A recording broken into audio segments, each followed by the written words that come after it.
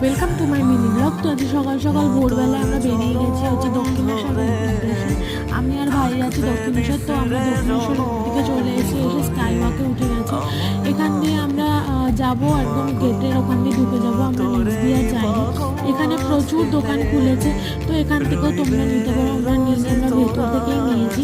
এই যে দেখো কি সুন্দর, অনেক বছর পর যাচ্ছি মায়ের মন্দিরে, খুব ভালো লাগছে। আর গিয়ে খুব ভালো লেগেছে, পুজো দিয়েছি ভালোভাবে। তো তোমরাও একবার যেতে পারো দক্ষিণেশ্বর। তোমাদের কোনো মনস্কামনা থাকলে সেটা তোমরা গিয়ে একটা পুজো দিয়ে করে আসতে পারো, খুব ভালো ফল পাওয়া যায়। আর আমরা পেয়েছি বলেই যাই বারবার। মায়ের এই স্থানে যেতে আমার খুব ভালো লাগে।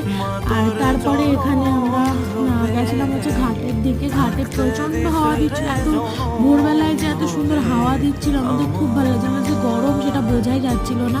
তারপরে কিছু খেয়ে দিয়ে বাড়ি চলে